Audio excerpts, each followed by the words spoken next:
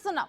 హైదరాబాద్ గచ్చిబౌలిలో దారుణం జరిగింది. గోపనపల్లి తాండాలో యువతిపై ఓ ప్రేమోన్మాది రెచ్చిపోయాడు. ఆమెపై దారుణంగా కత్తితో దాడి చేశాడు. ఈ క్రమంలో దాడిని ఆపేందుకు ముగ్గురు యువకులు అడ్డుకున్నారు.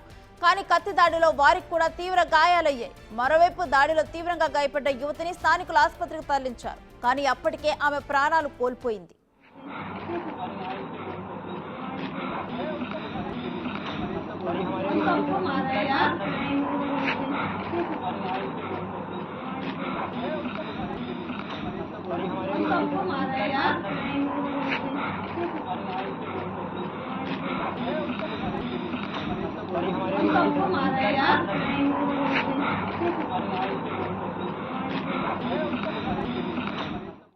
అంశానికి సంబంధించిన డీటెయిల్స్ మా ప్రతినిధి సురేష్ అందిస్తారు ఫోన్ లైన్ ద్వారా.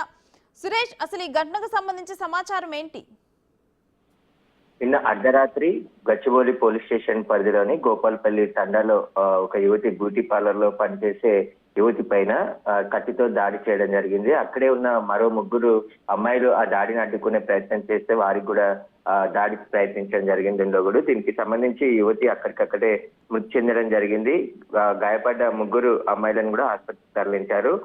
ఈ యువతికి గల దాడికి గల కారణాలపైన గచ్చిబౌలి పోలీసులు కేసు నమోదు చేసుకొని దర్యాప్తు చేస్తున్నారు. ప్రేమ వ్యవహారమా లేకుంటే ఏదైనా అక్రమ సంబంధానికి సంబంధించి దాడి జరిగిందనే దానిపైన అయితే పోలీసులు దర్యాప్తు చేస్తున్నారు. ఒక్కసారిగా బ్యూటీ పార్లర్ లో ఈ దాడి జరగడంతో ఆ అమ్మాయికి సంబంధించి కత్తిపోట్లు తీవ్రంగా గాయాలు కావడంతో అక్కడికక్కడే మృతి చెందడం జరిగింది. దీనిపైన గచ్చిబౌలి పోలీసులు కేసు నమోదు చేసి ప్రస్తుతానికైతే దర్యాప్తు చేస్తున్నారు.